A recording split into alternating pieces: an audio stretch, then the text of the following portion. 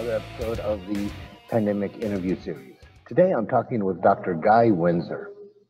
Guy is a sword fighter, he's a martial artist, he's a researcher, and he's written several books both on the practice of longsword as well as rapier and the theory of fencing. And I'm so excited to talk to him and introduce you to this wonderful man. So thanks for being here with me, Guy. We've known each other a long time, and I've really been looking forward to getting the opportunity to just talk with you. Likewise, yes. It's been far too long since we last chatted. More importantly, one of the things that I really have been looking forward to with this is you are Dr. Guy Windsor. You got all these books out, and you've done all this stuff, and you've got this. Hang on a second there, Stevie. Hang on, just 1 second. Okay. Hang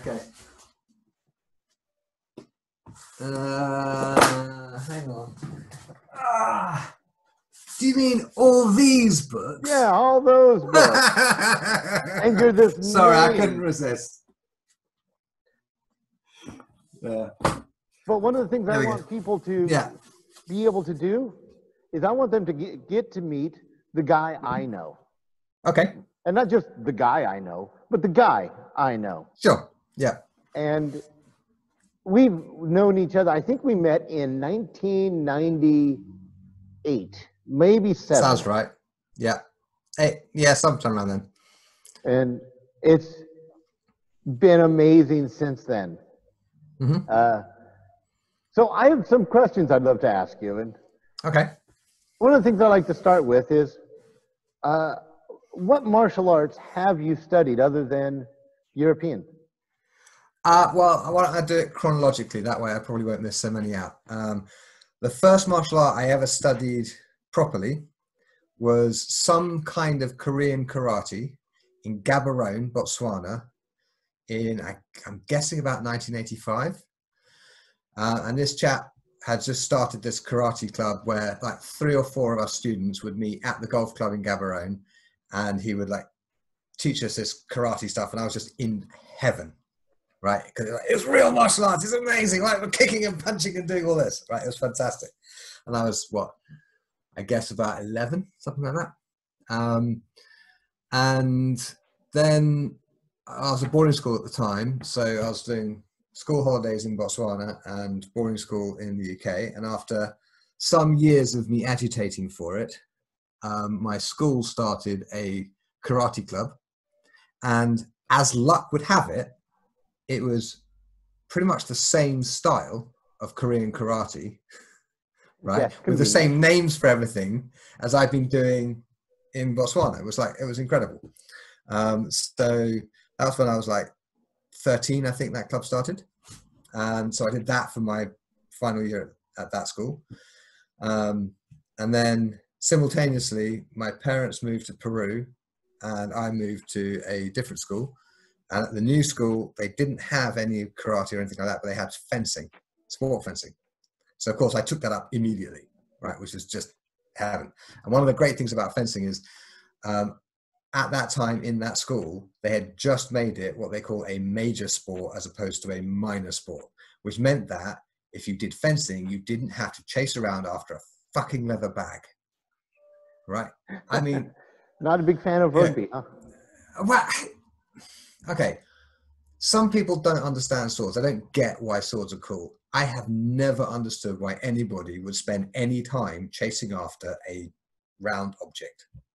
Right? Like, okay, there's 2 sticks and a line and a round object, and the relationship of the round object to the line is somehow relevant to people, and they care, and it just makes no sense to me at all. And of course, British boarding schools are sports insane. Yeah. Right, it is, it's cricket and rugby and football and all that. It's like round objects, lines, but fencing, sword, somebody tries to stab me, I care, right? I do something about it. Somebody wants to kick a ball past me so they can stick it between those 2 posts, I don't give a shit. Go ahead. You want to go that way? Go ahead, mate. I don't mind. You want the ball? Have it.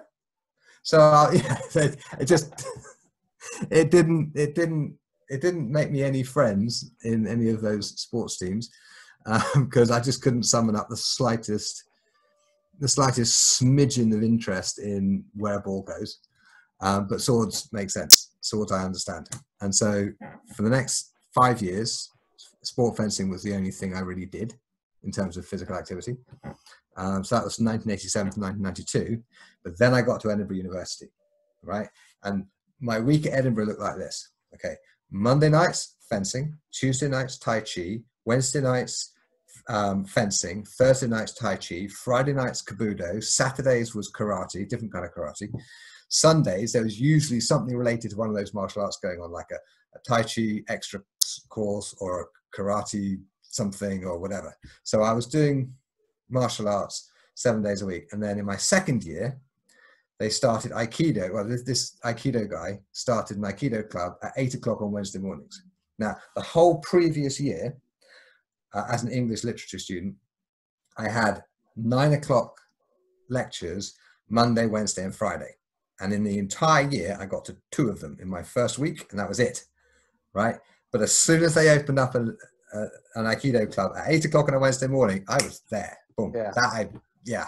I had no way I was getting out of bed for an English literature lecture, but for an Aikido class, no problem at all. So then I went to Finland for a year, and in Finland, I joined the Tai Chi club and the Aikido club. So I was doing Tai Chi and Aikido. But during that time, during those first 2 years in Edinburgh, that's when I started the Dawn Jeweler Society with Paul and Bob and the rest, and Joe Calise as well, not to forget Joe, and Manuel. And so that was going for a bit over a year before I went to Finland for my exchange year. And when I came back, it was still running, and everyone had gotten a lot better, which was great. And then I got back into swords when I came back. So in my final year at university, I was doing sport fencing. I think I kept it up in my final year, I don't remember. The historical fencing with the Dawn Jeweler Society. And I was going back to Tai Chi. I think I had dropped the karate by that point. But then the story continues. Then that was 96, I graduated, and I kept up whatever martial arts I could, mostly swords, until I moved to Finland in 2001 to open my school. And a good friend of mine in Finland at the time, a guy called Num, he ran a kung fu school. I believe you met him. I remember Num. I went to his school. Yeah.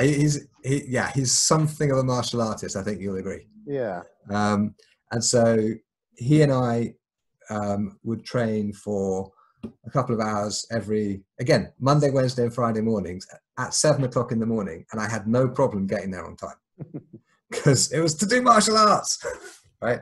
So I did this kung fu style for a couple of years until political stuff happened and Num and his school parted ways, and so that sort of died. But that was super useful training.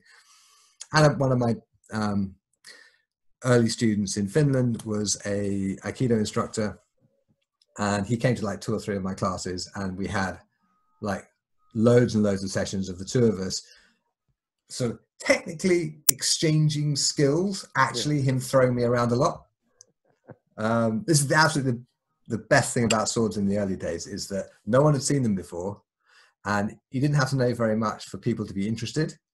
And so, you know, people who are really, really good instructors in established martial arts would sort of took me under their wing and taught me all sorts of things I found really, really useful in the whole process of reconstructing these arts. But rather than me sort of showing up to some class at a time when I'd normally be teaching, it would be in the mornings in their, you know, personal training time or whatever. They were quite happy for me to show up and then to beat the crap out of me for a while.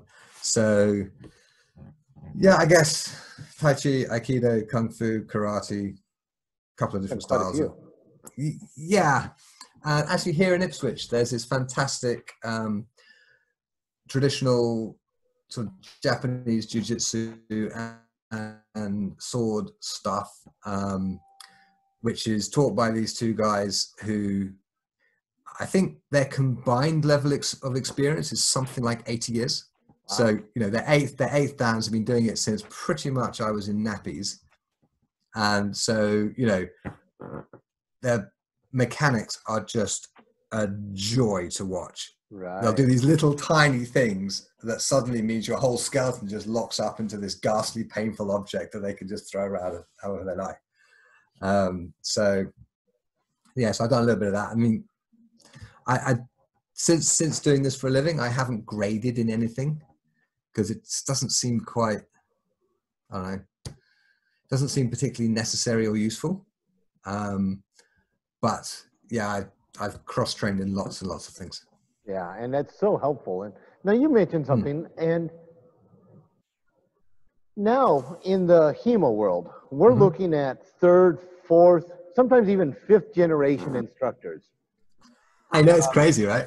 We're first generation. I've told people about early days. Yeah. There's not a whole lot of us left. Can you tell us? Well, I mean, there are, but the later generation instructors are now eclipsing us in what they're doing. But that's what they're supposed to do. Right. So right. What I'd like if your students are doing better than you did, then that's what you're doing it right. So exactly. The question I have for you is, can you tell all of us what it was like in the early days of us trying to figure out what these oh my god and these yeah. Okay. There was nothing. I mean, these days you can go online, which we couldn't really do back then because it was the early 90s and the internet hadn't really become a thing. I think I sent my first email in about 97 or something, right? And we'd already been doing this stuff for 4 years by then. Right. So, okay, we had no access to the treatises. Okay. 2001, I went to visit, I went to ISMAC in the United States, and I stopped off in New York for a few days, and I stayed at my friend Jared's, and Jared had this fantastic collection of photocopies of treatises, right? And with his permission, I took like a stack of them, like this high. You can't even see it on the screen, they were so high, right? To the local copy shop, and I spent a fortune getting what must have been 5th generation photocopies of these things to take home with me, because these were rare and hard to find, and you couldn't just download them off a site somewhere, or God forbid, buy a beautiful 1st generation scan printout. You know, we just didn't have them. I mean, we didn't see good scans in black and white, but good scans of the Getty manuscript until about 2005, by which point I'd been looking at Fiore for 9 years. Right? No, sorry, 11 years. Beg pardon. I got my maths wrong. Right? So, and 133, we found somehow Paul got hold of a photocopy of half of that manuscript. And that was all we had until, must have been 2003, something like that. Yeah, that was during the time of Livermore. Right. And the swords. There were no sword makers. They just didn't exist. So we had to cobble together all sorts of shit from reenactment gear, or from, I mean, like the rapiers back in the day were Schläger fencing blades from the German, the German Windsor Schläger fencing. Right, exactly. Those blades are still being made in Germany, but they're parallel-sided and they have no distal taper, which makes them just totally suited for whacking each other in the head to make scars, but completely unsuited to be rapier blades. But they're the only blades we could get at a rapier length, right? And we were fitting those on stage combat hilts, and oh my God, it was some ungodly love child of a scrapyard and some fantasy movie, right? But so the equipment we had. Right, exactly. The equipment we had was shit. And our access to the sources was, shall we say, extremely restricted. Yeah. And now we have books and beautiful high-level academic transcriptions and translations and commentaries on these various manuscripts, or many of these various. We have Wiktenauer. Yeah. Oh God, what would we have? if I could have given my left leg for Wiktenauer in 1995, I would be a one-legged swordsmanship instructor today, right? Because, yeah, you can just download anything you want. You can see hundreds of sources in such detail that you can actually read them clearly and easily, right? And you can just go online, tippy-tappy, and buy yourself for a couple of £100 a really good quality steel training sword of pretty much any style you want, right? It has never been easier to start historical fencing. So I still have in sorry, my that was, library. I still have in my library a photocopy of a Scottish broadsword manuscript that, written in the top corner, says "Guy's copy." That's all right, mate. You can keep it. You're fine.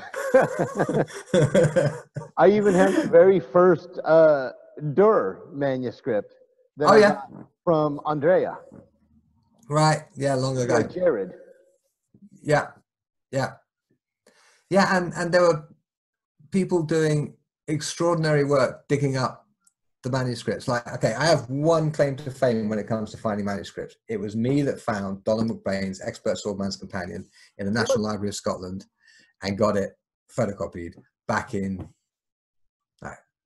Well, I did an essay on it in my final year at university, which must have been 1996, right? Wow. Okay, so that's my one claim to fame in terms of finding manuscripts. And yeah, that's why I called my first book the Swordman's Companion, because it's a play. I didn't quite feel confident enough to call it the Expert Swordsman's Companion because I wasn't an expert yet. It was only 2004, but yeah, it's a kind of an homage to MacBain.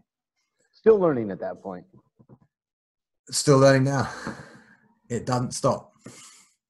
You did a year in Finland. In school as an exchange student. But then you moved back in the late 90s. No, I moved back in 95. Okay. Oh, that's right.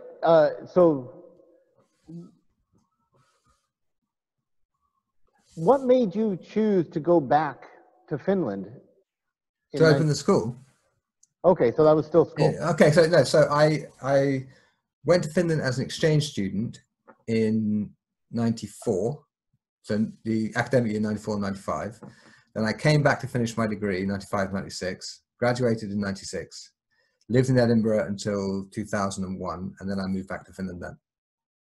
And actually no, there was, after graduation I spent about 6 months in Finland. That's when Susan and I were with you in Finland. That's right, yeah. That's because my girlfriend at the time was Finnish, and I didn't have a job in Edinburgh, and I was looking to do cabinet making and antiques restoration, and I managed to line up a job, but it was like 6 months in the future. And my girlfriend was doing stuff at the university, and so we went back because that way she could do her university stuff, and I made some money doing antiques restoration, but not a great deal. I remember when we were hanging out a lot that was your job, was the restoration. Which I think a lot of people don't know is that you've had your hands in the antique world and that genre for decades. So you've always had this love of the old. Sure, that's fair. I think particularly wood, like furniture, and there's no particular reason for it.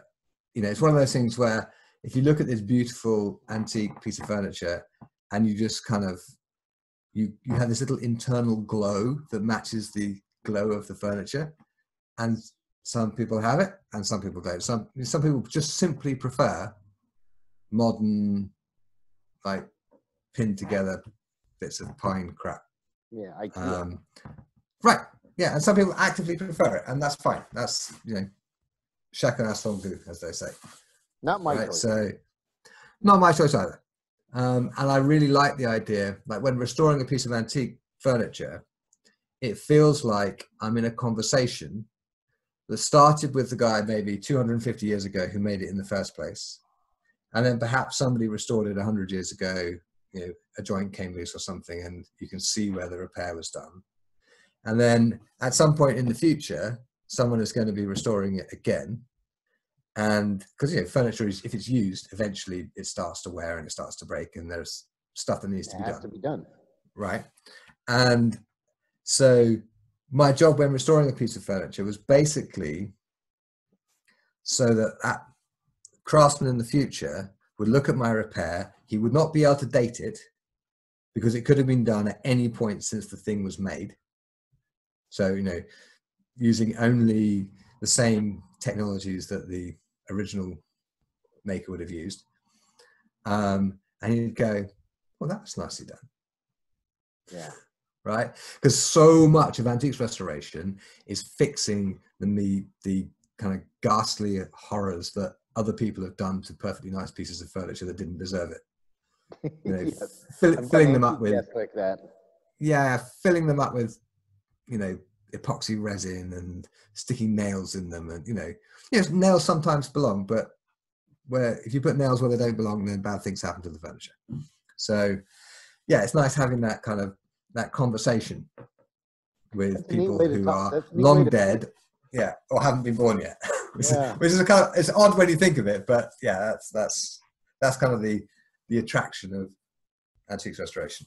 It's much like the sword, where we are listening to the master that wrote the book. Yeah, and we're exactly having that communication with him. Precisely. It's basically what we're doing is a kind of antiques restoration. Yeah. Well, actually, we're reconstructing antiques from scratch from plans that were laid out not for this purpose many years ago. And there are people who actually do the same thing with woodwork, like who are building, for example, Roubaud benches based on designs from an 18th century French cabinet making book. It's a neat way to look at it. Now, talking about books, you've written, as you showed us, a stack of books. Yeah. What was the most challenging book for you to work on? Honestly, the first one, I suspect, because I didn't know how to write a book. Yeah. And the first one, it took me about, I think I started it in about 1999 and it came out in 2004. So it took 4 or 5 years to write. And like right up to the day it was sent off to the printers, I was making corrections and fixes and, you know, coming up with new stuff all the time because the field we were working in was so incredibly new. Yeah. So that was really hard, and it did much better than I had any right to expect, because there was nothing else like it on the market. So it was sort of the first of its kind, and it was formatted in such a way that made mass distribution really easy. For example, Christian Tobler brought out his Fighting with the German Longsword about the same time and from the same publisher. And his is like A4 or US letter size, and mine is a standard trade paperback, which is 9 inches by 6. Okay. Barnes and Noble picked up 50 copies of Christian's book and 600 copies of mine, based only and exclusively on the format. Small and easy to keep. Yeah, it's easier to put on bookshelves. Yeah. And in Singapore, the next year, a couple of guys came across my book in the bookshop because Barnes and Noble had bought so many of them and they distributed them all over the place. They came across my book in the bookshop, and there is still a sword fighting club running in Singapore now, 15 years later, that was sort of helped into birth by them finding my book and coming to Finland and training with me for a month and that sort of thing. We have a kind of long-standing relationship. That's amazing. That it's carried on like that. Sure. And that was the hardest book to write, because writing a book, until you know the trick of it, writing a book is actually quite difficult. When you understand how to write a non-fiction book, it gets easier and easier and easier. I mean, my advanced longsword book took me, once I got the idea for it clear in my head, which took a couple of years, but I wasn't actually doing any writing at that point. It took me 6 weeks to type it out, and that was that. Wow. A few rounds Yeah. of edits, but no major changes. And it helps a lot when you've got that information already in your head and you're Absolutely. just transferring it. You're not world building like in fantasy or Right. that. Yeah. And it also helps, you know, I do a lot of my writing on my blog, and a lot of my books have, you know, chapters which are basically modified versions of a blog post, or just straight, you know, taken straight off the blog. Like, for example, my latest book is From Medieval Manuscript to Modern Practice, and that is my transcription and translation of the longsword sections of Fiore's manuscript, the Getting manuscript. And that, like, 3/4 of it, oh no, the introduction's gotten a lot bigger. So should we say 2/3 of it is there for free on my website, as blog posts. But the complete thing is only available as a book. But, you know, if you start a book with 2/3 of it already written, so much finishing easier. It's so much easier. So yeah, if anybody watching this is thinking about writing a book, my best advice is don't ever write a book because it's too difficult. What you need to do is break it down into manageable bite-sized chunks and then write a chunk. You know, writing a paragraph is easy. Writing a few hundred words on a particular question is easy. Yeah. And then when you've bitten it up into these pieces and you've written a whole bunch of those pieces, then you assemble it and, oh my God, suddenly there's a book there. That's great advice. Yeah. That's really good advice. Yeah, make it easy. Lower the barriers to entry. Yeah. And that brings up another question I have, which is when you're researching for a book, do you prefer to do interpretations of the actions, or do you prefer to do translations, or a combination, or what's your... It depends on the book. So, okay, things I have them right here. Okay, this will tell you how I think you should see Fiore's longsword material as a kind of training whole. And basically, I've ordered it the way I would teach it in class, pretty much. Okay, yeah, ideally you'd start with the dagger book that comes before it, which is in the stack somewhere, but it's like it's a training manual. This one starts at the first longsword play in Fiore's book and goes on until the last on foot, out of armor longsword play. And the order is dictated by the order in the manuscript, which is not organized as I don't see it as organized as a training method for modern people.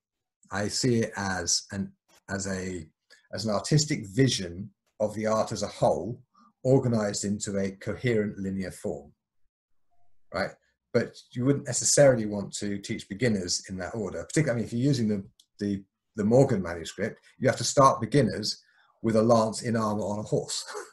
Yeah. Right. If you're going with the Getty manuscript or the Passari Dossi, you can start them out of armor, unarmed, on foot, doing wrestling, which makes more sense. But there's the way the information is organized makes a huge difference in how you can absorb it. And so you know, different books have different purposes. Yeah. So From Medieval Manuscript book is, if you want to know how I think Fiore's longsword plays work as a kind of overall whole, and how I do each individual play, and why I think it's done that way, with like video clips of how I do it, then that's the book for you, because you're into the history and the research and the intellectual side of things, right? If you just want to find out how to swing a sword with your friends without killing anybody, and it's all based on historical sources, then the medieval longsword is a better way to go, because it's organized for people who just want to learn how to swing swords around. And I know that this annoys academics, because an academic friend of mine wrote a scathing review of the medieval longsword, because it was like, but he leaves out all the stuff I care about. And I'm like, yeah, but dude, I didn't write it for you. But it was that review that led me ultimately to writing the From Medieval Manuscript to Modern Practice book, because that's like my, okay, academic people, this is why I think what I think. Yeah. Yeah. It's like mine, The Beginner's Guide to the Longsword. It's some of the reviews were like, it's so basic. The Beginner's Guide. Beginner's Guide. Right. Yes. When we start talking about books, I found the very first manuscripts I ever saw were in Paul's Flat when Jared Kirby was coming back from Italy. I saw a copy of the Pisani Dasi and a copy of Dur. Those were the first two copies of the treatises I'd ever seen. For you, what was the first manuscript you were introduced to? Okay. Are you speaking precisely when you say manuscript? Fencing manuscript, not necessarily a manual, but a manuscript. So no. A manuscript is a handwritten text. A photocopy of it. Yeah. But are we talking handwritten text, or are we talking printed books? Because the answer is different. Let's do both. What was the first manuscript and the first book? All right. This is a critically important book in the history of Guy. Okay, and it's The Sword and the Centuries by Alfred Hutton, and it belonged to my grandfather. And in it, there are various sort of fencing related bits of newspaper cuttings and things that my grandfather put in there. Oh wow! Yeah. This doesn't leave the house. Yeah. But there is also a pencil written note somewhere. Where the hell is it? Oh, there it is. Yes. It's very faded now. Let me just put it up to the camera. Okay. My grandfather would have written this sometime in the 1930s, perhaps. Leon Paul, fencing master of London, tells us that Captain Hutton, hang on, I've got the wrong glasses on. I should know this by heart, and I do, but every time you see the text, you kind of have to check that your memory's correct. The Captain Hutton, the author of the book, used to have himself blindfolded on occasion before fencing about with him. Wow. Right? So here's the thing. My grandfather was Leon Paul student. Because my grandfather fenced since, actually you can, if you look up here, that's my grandfather up there. Okay. Aged about 16. And he was at Durham College, Dulwich College in South London. And he was a fencer at school. And we actually have his cups that he won when he was a fencer as a teenager. Oh, very cool. You're right. Okay. So he was taught by Leon Paul. Leon Paul used to fence with Alfred Hutton. Oh, wow. Right? So he had first-hand stories. Yeah, as it says here in my grandfather's copy of the book, right? But in this book, there are all sorts of descriptions of, historical fencing sources and stories about fencing, and it's just this absolutely incredible resource, right? It's mostly stories about duels and things, but from here, you get the idea that actually there are books written in the period when people actually fought with swords by people who taught those people to fight with swords about how to fight with swords. Right? It's like, you mean there are books? Yeah. It's like finding an actual book written by Luke Skywalker telling you how to be a Jedi. I mean, it was that cool. And yeah, this is a very precious book. So that got us sort of searching in the libraries in Scotland, and that's when I came across The Expert Swordman's Companion and various other books started to come to light, mostly small sword treatises because there are much more of them because they're more recent. But the first actual manuscript I saw was the really crappy God knows what generation photocopy of the Pisani-Dossi manuscript that had this incredibly bad English translation that had been obviously literally written out on bits of paper or typed on bits of paper and like pasted on and then photocopied.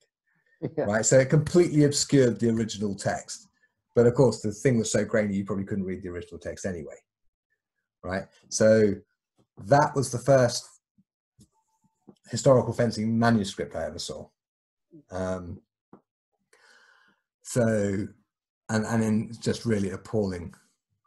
Yeah, the Navati copy of the Pisani-Dossi. Navati's Pisani-Dossi is fine. Right, it's a photocopy over here. Yeah, the photocopies, and it was the translation that's the issue. Oh, by the way, seeing as we're on video, this chair, right, has this very, very dodgy slip cover on it. My mum might watch this video and she's like, oh, I like that slip cover. Underneath it is upholstered by my grandmother. So it's all saggy and needs reupholstering, but I'm not reupholstering anytime soon. But my grandfather was sitting in this chair smoking a roll-up cigarette while I had my first ever fencing lesson. Oh, fantastic. So the family ties are wonderful. Yeah, they are great, aren't they? Yes, I've got the Navati somewhere. This is the 1980s reprint. Oh yeah. And it's quite clear. Yeah. In tua spalla lo mio braccio. It's, you can just read it off the page. It's quite big. It's quite clear. But imagine if someone had gone along and sort of taped over all of the thing and put wrong English over it. It's like, no, why did they do that? So that's what we had to work with before this sort of stuff came to light. Those were some interesting times trying to look at the very faded photocopy. I just came across my copy of Microfiche from the get. Oh wow, you had it on the Microfiche, okay. Yeah, so I've still got the Microfiche of it. Wow. Yeah, I remember those scans. They're black and white, and so actually, given the size of the actual manuscript, they're not bad quality. But the modern scans at like 800 DPI, oh my God! I mean, you can actually see where an ink line has been scraped away and changed. Yeah, and it tells you how important every little thing is. Oh my God! Yes.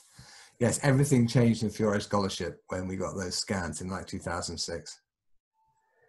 You've written books on the longsword, the rapier, the dagger. Mm-hmm. Mm-hmm. Is there a book that you want to write, and what would that book be or look like? Well, you might as well ask, what book am I actually writing? Because when I want to write a book, I just get on to write the book. All right. So, yeah. Okay, the thing is, one of the reasons why swordsmanship matters is that it's useful beyond its domain. Okay, so if you understand swordsmanship and you have a practice, then it will help you in situations which have nothing to do with somebody actually swinging a sword at your head. Right? Yeah. At least I believe that. Okay, so I'm in the process of writing a book that I hope will take basically the lessons that I have learned from historical swordsmanship and make them sufficiently general that you can see how they would apply to whatever situation you might be in your life. Nice. Right? Because it's really not all just about, how to win sword fights. Because frankly, winning sword fights is not a useful skill in the modern age. Right? Not yet, no. But like anytime I have any major decision to make, the lens through which I view tactics and strategy is entirely sword related. Yeah, so it's been so unbelievably useful to me. It'd be kind of nice if you wouldn't have to train for like 25 years or whatever in swordsmanship to get that same level of utility out of it. Yeah. Yeah. Yeah. There's So so just many, distill all of that and produce something that pretty much anybody can pick up and go, oh my God, that's useful. yeah, there's so That's many the life plan. skills that we learned. Right. That's going to be a great book. I look forward to seeing that one. It may never actually come to pass, because the other like dirty secret of most writers is not every book you start gets finished. Yeah. So long as you finish most of the ones you start, you're probably fine. But My wife keeps telling me I need to give birth to my books, let them go. She's absolutely right. Yes. Yes, well, Sue is always right, but she's particularly right in this I case. agree with you. So, yeah, the way I see it is, okay, when you produce a book, it goes to, first you write it and you look through it, and if you're doing it the way I do it, I often post bits of it before it's even looks like a book, and people will comment on it. So the people who actually care about it will find it on the blog or wherever else and will comment on it. And then when it's it's not first draft, but should we say second draft stage, it goes out and it actually looks and feels like a book. It goes out to beta readers, and I get like critical feedback from them. And then I apply that, and then it goes through a professional editing process and proofreading and all that sort of stuff. And then you have a book. Okay. And it's as good as I can make it, right? With, beta readers reading it and editors working through it and all that. It's as good as I can make it. But there is no test like the real world. And so when it gets actually published and people buy it and read it, if I've done my job right, then they're all really pleased they bought it. Okay. But usually, eventually, stuff starts to filter back to me about ways the book could be improved, or how, okay, maybe this is state of the art back then, but things have changed now. Yeah. Okay. So then I take the book, have a good look at it, make some corrections, and send out the corrected version. But if there are major changes to make, I'll rewrite the book. Right, which so far has happened twice of the books I've written. 2 of them are effectively replacements for previous books, right?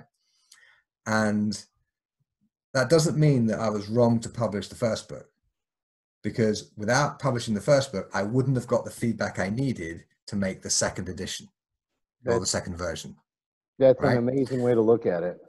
Yeah. So I mean, as long as you're not lazy about it and just go, oh, I'll just publish any old shit and hope for the best. As long as you put in the effort to make it as good as you possibly can now, but you understand that in a year or 2 years or 5 years, firstly the research will develop, and so the book will become somewhat out of date. And secondly, there are going to be things that you thought was perfectly well explained, but actually there are some people who don't understand it. You have to rewrite that section. Or somebody will point out, you know what, really, there should be a section on this, right? So things need to be added. And then, so I look at the publishing the book itself as like the next round of edits. Oh, yeah. Okay. Right. And because it's published and people have bought it, okay, the opinions that actually matter are the opinions of the people who buy the book. People who are never going to buy the book, their opinion doesn't matter. The book isn't written for them. Right. Right. Somebody might pick up one of my books and go, oh, it's boring. It's just bloody swords. Where's the football? Right. If that happens, I've sold a book to the wrong person. It doesn't mean it's a bad book. Yeah. But if a sword person picks up the book and goes, actually, guy's wrong there, and helpfully types me an email, usually pretty politely, I can have a look at it. And either I've just made a mistake, in which case, oh, brilliant, thank you, and it goes in a file for the next edition, or the person who's written the thing has not understood something, or is lacks some context or whatever, which probably should have been in the book. So what I have to do is not change the thing, but add context for it. Or the person is just simply wrong.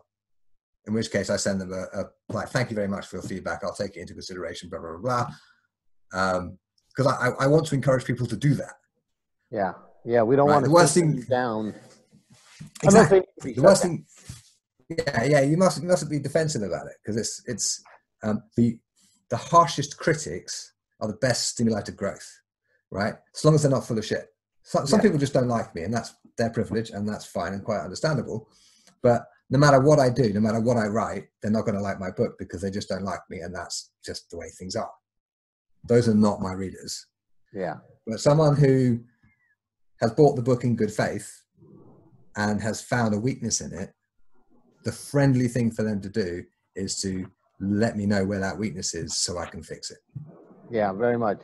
That's one of the things I really enjoy about doing this interview series with you and all these other people is I get to learn new stuff every time I talk to somebody. Okay. It's really, so I want everybody watching this to know that this is really completely selfish. So I get to talk to my friends like Guy and Jared and Brad and everybody else. Yeah. I'm doing the same thing. I started a podcast a couple of weeks ago. Oh, nice. And largely it's an excuse to talk to old friends and to talk to people who I've not had a good kind of pretext for talking to before. Yeah. But people who it would be kind of weird to say, oh, hello, I've sort of seen you around the sword fighting world a bit, but we never actually interacted. Could we get on the phone and just chat for an hour and I'll ask you some questions? It's kind of weird. Yeah. Right. But would you, I'm doing this podcast series. Would you be interested in me interviewing you? That's a whole different question. Right. But yeah, it means I get to like chat to people I can learn stuff from. It's always fun to catch up. Absolutely. You not only write books, but you also created a tabletop game. Can you tell us a little bit about that game? I will fetch it for you. Hang on. Okay. Yes, Audatia is my game. It started with these two decks, which is Galeazzo da Mantua and Jean Lemengre, Marshal Boucicaut, who met twice in a duel because Jean Lemengre said things he shouldn't have said at a dinner about the valor of Italian knights, and Galeazzo took exception to this, and they fought. And of course, Galeazzo is trained by Fiore. Fiore claims him as a student, and so this had to be like the first deck because this is Fiore's actual student and somebody he actually fought who was a great knight, right? Boucicaut, he led the French vanguard at Agincourt. Yeah. Right? And died 5 years later in English captivity. Because the English wanted so much money to send him back that the French couldn't afford it. Right? So anyway, it's a card game that basically simulates a sword fight between two people. My favorite deck is actually this one, which is the Lady deck. Which is based on Lady Agnes Hottop, who was an Englishwoman in, God, my dates are going out of my head. And I want to say about 1390s, something like that, who, the story goes, her father, who was a landowner not that far from where I'm living here now in Ipswich, was in dispute with a neighbour about a plot of land between their two properties, and they agreed, as gentlemen would and should, that they would joust upon the land, and whoever won the joust would keep the land, which seems like a very sensible way of doing things if you're both knights who joust. Yeah. Right?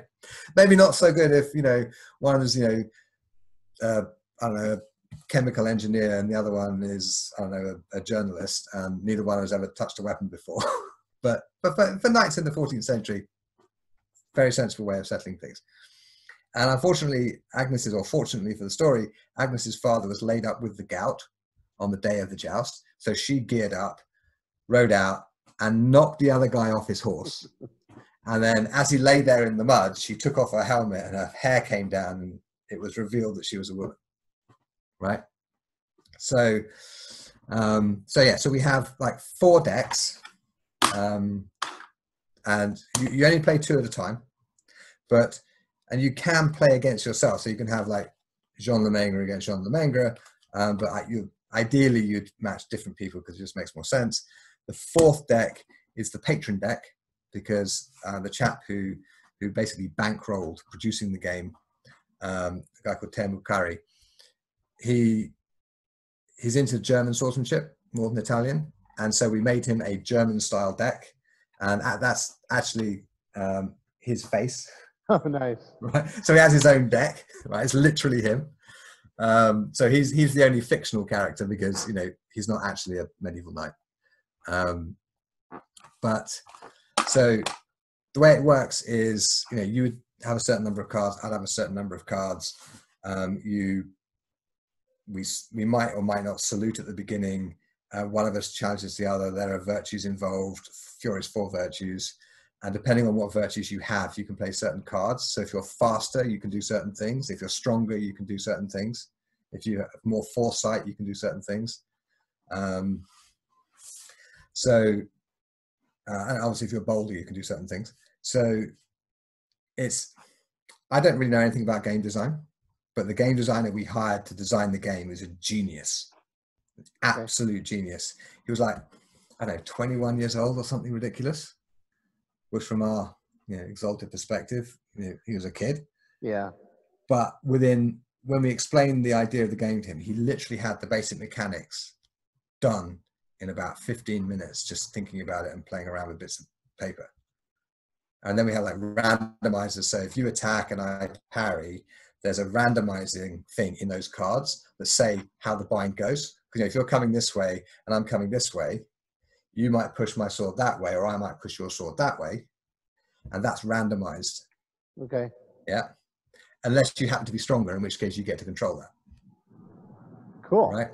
Do you see what I mean? It's a really, it was the guy who Samali Raninen is his name, who did the design and it was funny, I'll be like in town with my kids doing something and the phone would go and it'd be Samali going, okay, Guy, if you're in Fenestra and I'm in Bicorno and you make this action, what can I do? And I'd have to explain, because the way we've got it done is every single legal game you can play with the cards is reproducible sword in hand with no logic errors.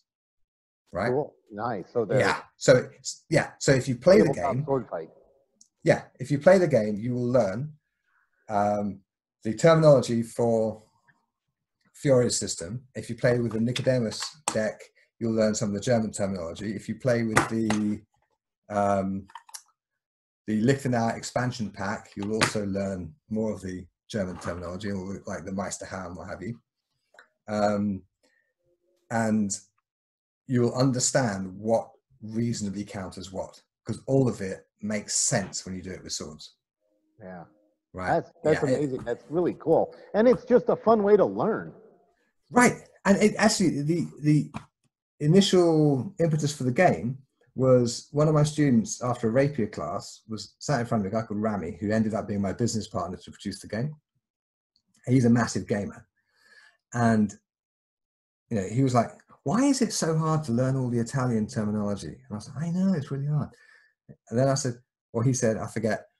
We have like in the Second World War, there were these like standard playing cards which had sort of German ship silhouettes on them or German plane silhouettes on them, so that the soldiers playing the game would learn the enemy aircraft, what they look like in the sky, so they could identify them.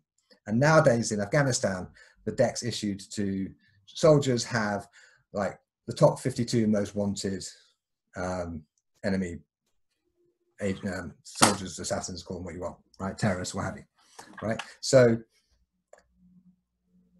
I said, why don't we just get a deck of cards and do that?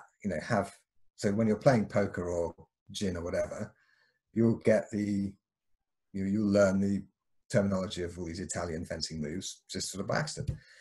And then I said, well, why don't we just make it into a game, like an actual sword game?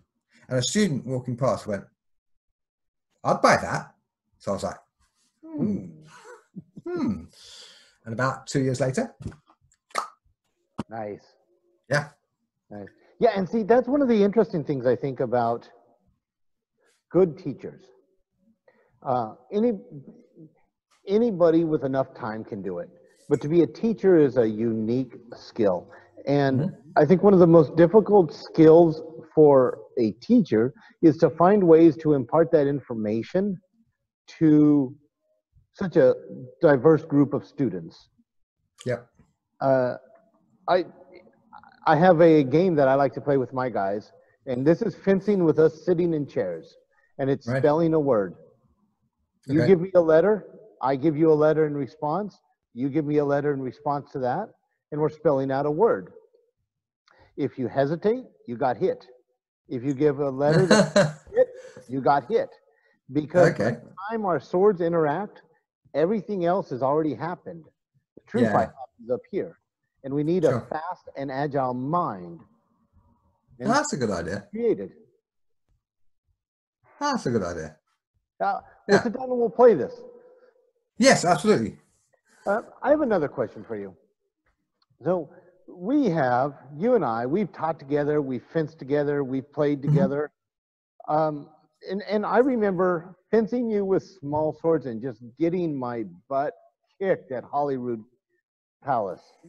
Yeah. Okay. And I was a small sword specialist back in the late 90s. right. And I was, for somebody who had never picked up a small sword, I think I did okay, but I just was wiped. But my question to you is, with all of your experience, if you were to give advice to someone starting out on the path of HEMA today, what advice would you give them?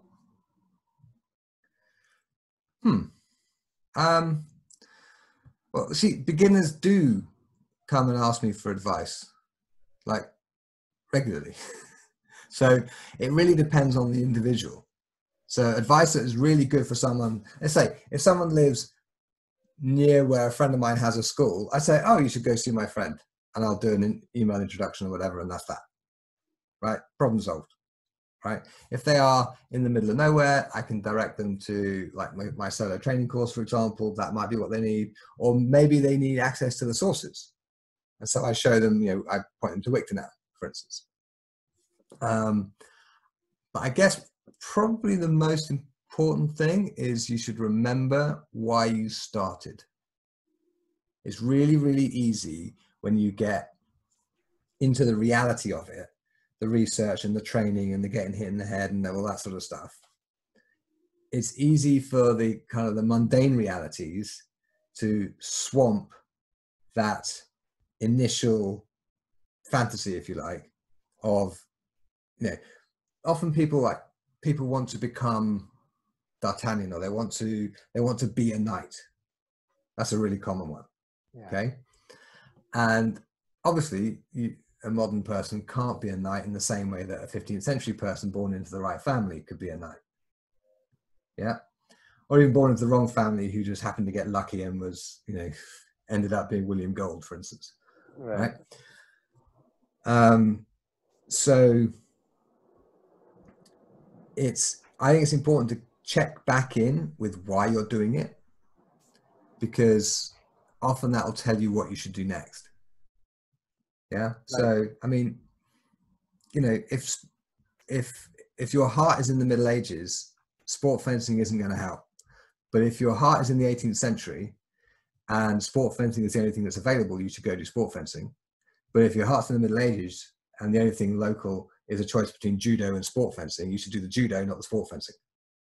Right? Ideally both, but if you had to choose one, you'd do the judo because the wrestling is directly relevant, and the forearm, épée, and saber and stuff are much less relevant to how longsword stuff is done. Right? So, yeah, remember why you want to do it. Cool. That's good advice. Another question I have for you is, you and I, we went to, I can remember going to several reenactments with you. Sure. And the Don Duelist Society there in the UK. Yeah. Did you find that going to events and reenactments like that helped you on your path of study in HEMA? Not so much on the path of study, no. But it was really useful for making friends who understood why you'd want to pick up a sword, and also finding equipment that we could sort of either use straight off or modify for our purposes. And also it helped to kind of clarify what we were really all about, because we were not particularly interested in doing the set piece battles where the outcome is determined, but where these reenactment events had like a tournament, we would tend to, we'd all do the tournament and usually do quite well in it. So it wasn't a necessary step exactly, but it was certainly useful, and it was certainly fun. And the stories that came out of it are things of legend. Yes, So I do not regret a moment spent doing reenactment. But since moving to Finland in 2001, I haven't done any reenactment since. Yeah. It isn't my thing. But if the only thing I'd had locally was a reenactment group, I'd probably have done that. Like, the reason I'm not in the SCA is because when I was at the right age, and historical martial arts hadn't kicked off, but if there'd been an SCA group at my university and I found them and started training with them because swords, I would probably still be in the SCA today. Yeah. So it's a question of luck, really. Luck and placement, right? You're just being in the right place at the right time. Yeah, and who you happen to meet and who you happen to hit it off with, and who you happen to hit in the head or who happens to hit you. And that's where these events really come in handy, is because we get to meet all these people, like you said. Yeah. Every time we talk, I learn something from you. I remember one of the big lessons I took from talking with you, this was several years ago. You were teaching a class and you told somebody to shut up and go to work because I only have you for a very limited amount of time. Okay. And I want to use all the time I've got right now. Okay, okay. I'm not normally that grumpy. It was Canada. I had just come over from Italy. It was like 4 a.m. at home, and I wasn't at my best. I wouldn't normally say that to a student, but yes. Well, you may not. I would probably say something like, we have a very limited time to train, so we probably best focus on that. Is how I would probably have said it if I was less tired and grumpy. Well, one of the things I want to ask you is, what are a couple of lessons that you've learned over the years that have really struck home with you? Just one or two big lessons. Because we learn all the time. Okay. All right. Probably the most important, many years ago, it must have been 2002, when I was writing The Swordsman's Companion. I had this idea in my head, which I got from what I believed at the time to be reputable sources. Let's not name any names. I'm sure you could, but don't. Yes. That everybody knows that in Italian swordsmanship, fendente is a descending blow, right? And the other blows tend to be named other things. Fiore calls the middle blows mezzani, middle, and the rising blows sottani, from below, right? And Vadi names the blows differently. He has fendente, which are these descending blows, rota, and volante. Volante are the crosswise ones, rota are the rising ones. Okay. But the way the illustration is done in Vadi, it looks like fendente is the rising blow. Okay. And I saw a person who was well known as a longsword instructor with another Italian instructor who presumably speaks Italian perfectly, and presumably had read the source because they were teaching this class together. This instructor said, well, in Vadi, fendente is the rising blow. And so when I moved to Finland, I taught fendente as a rising blow, and I put that in The Swordsman's Companion, first draft. Okay, Greg Melee, who's now running Forteza in Chicago and has been running the Chicago Swordplay Guild since we were kids. He was one of the editors on the book, and he spotted this, and he sent me a page-long sort of proof, academic proof, that what I was saying was shit, right? That no, fendente is this, in Vadi as in Fiore, right? So I was like, okay, what do I do? I've been teaching my students this way for a year, okay? And changing that is also going to mean not breaking ties with exactly, but publicly contradicting a respected instructor, right? But the motto of my school is in Gladia Veritas, which is a play on in vino veritas, meaning, you know, in wine is the truth. So when you get drunk, you speak the truth. Yeah. In Gladia Veritas, when you do sword stuff, you speak the truth, right? And the truth was, I was wrong, this other instructor was wrong, and Greg was right. So the next time I showed up in front of my class, I thought, okay, I'm probably going to lose half of them because they're going to lose all faith in me as an instructor because I'm supposed to know what I'm talking about. And I explained what happened and how from now on, this is Fendente and this is not, right? Yeah. And what happened was, I think out of the maybe 30 students I had at the time, maybe one quit. And several of them came up to me and explicitly said that they had more faith in me now because they'd seen me fess up to a mistake, which means that they could trust that I would always be telling them what I believed was the truth, whether I was right or wrong, right? And it was just this huge relief because I literally thought I was taking my career in my hands, tossing it up in the air, and let's see what happens when it falls. Yeah. And as it happened, it bounced right back up again. It was fine, but it was scary as hell. So that was a really, really useful lesson in that. I mean, the thing is, I couldn't really have done anything else, and looked at myself in the mirror. That's where ego is very important, but it's so important that we have good ego, but we don't let our ego get in the way of not just our benefit, but especially in the way of the people that we're trying to tutor. Right. Because our ego will just hurt them. Right. And at the end of the day, the truth matters. Yeah. Right. And it's my job. Right. Yeah. It's my job to help my students to the truth. And so when you have that sort of, when I understood that that's really what I'm trying to do, it's like ever since then, it became almost a running joke within about a year that, okay, so what are we teaching this week? Yeah. Right? Because it's always changing all the time and you make mistakes all the time. And so long as the overall direction is good, it doesn't matter if you sort of wiggle off the side every now and then. And the truth will keep you getting back onto the path. My guys are like that.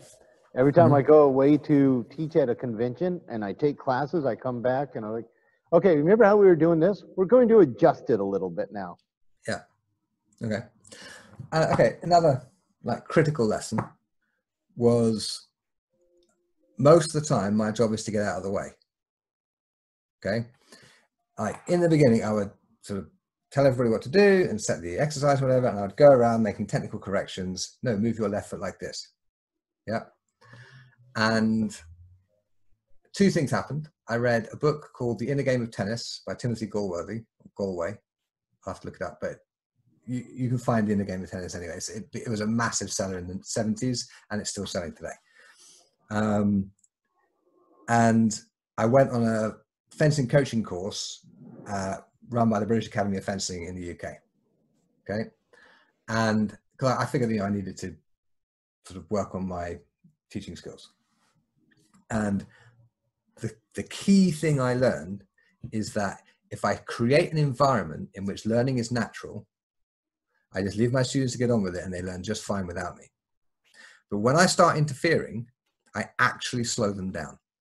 Yeah. Yeah. You have to show them what they're trying to accomplish, and there has to be some sort of understanding of what they're accomplishing, but the explanation comes after the fact. So in other words, the intellectual structure that we create to explain a sword fight happens after the sword fight.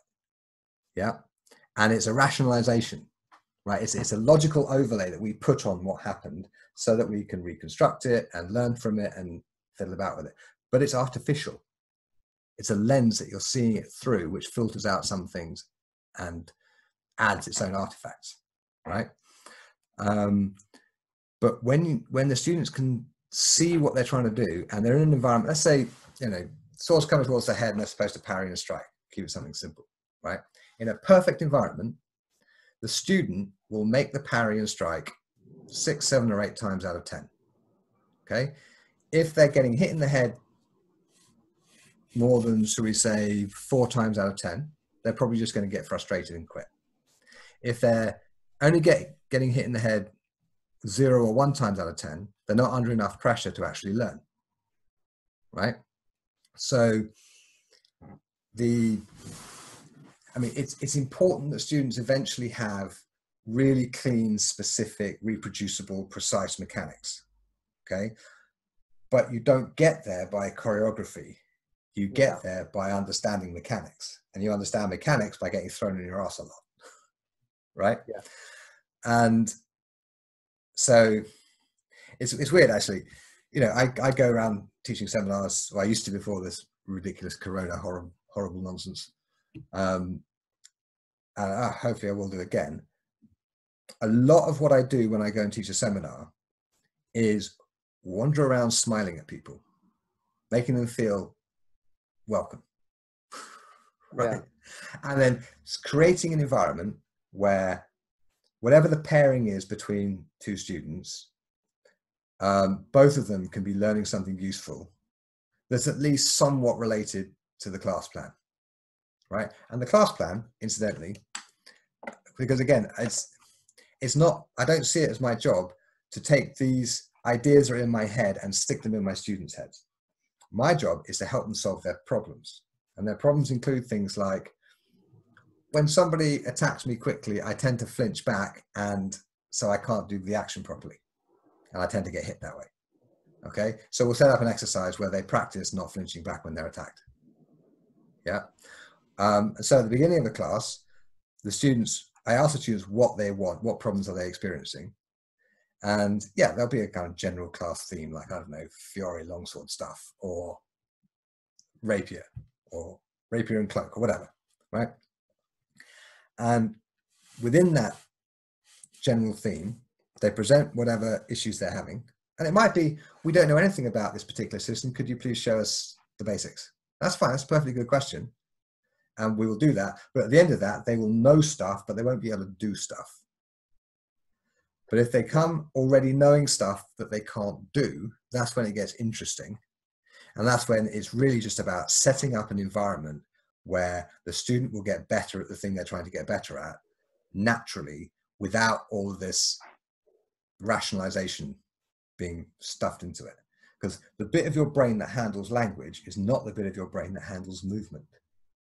So a verbal explanation is usually counterproductive in getting the student to actually do the thing, right? And the hardest students to teach are the ones who have been brainwashed by their education to believe that they have to have a logical, linguistic understanding of a movement to be able to do it, which is simply not how human beings learn movement, right?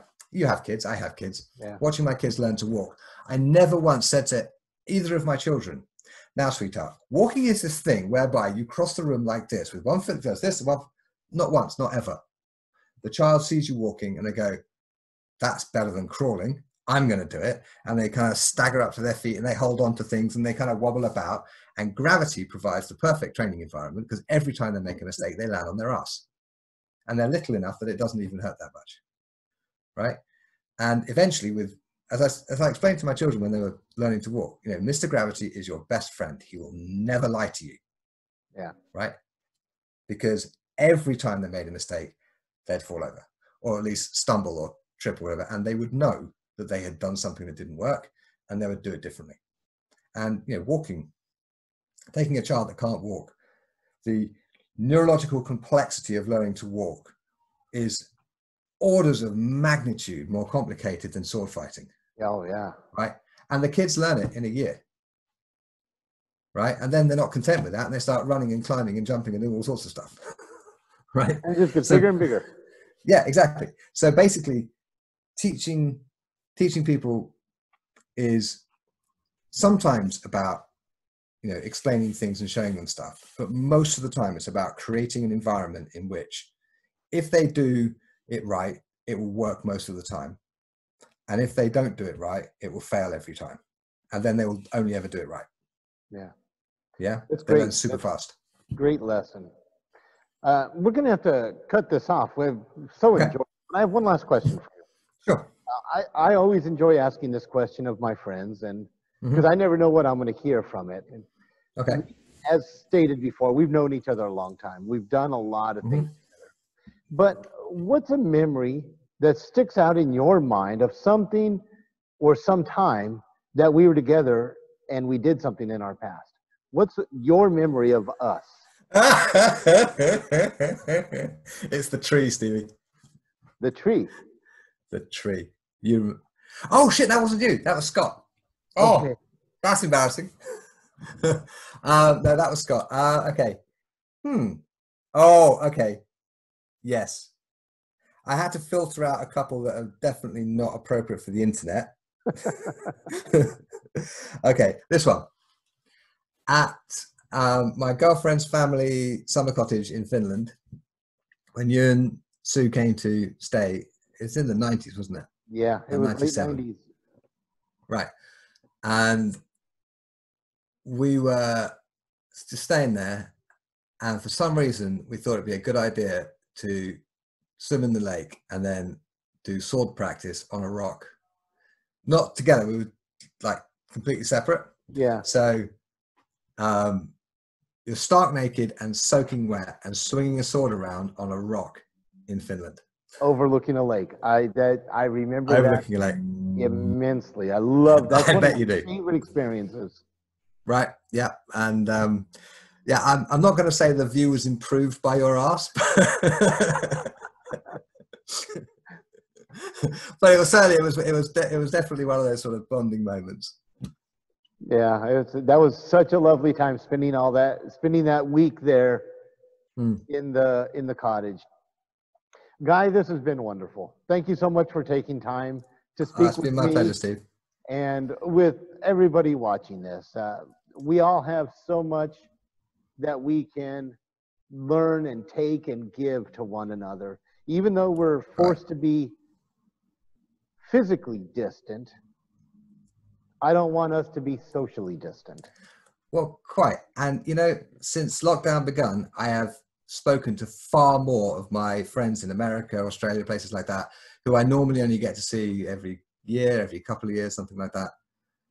But it's actually, the lockdown has sort of kicked me out of my complacency. Like, well, I'm not going to see them. When am I going to see them? I have no idea.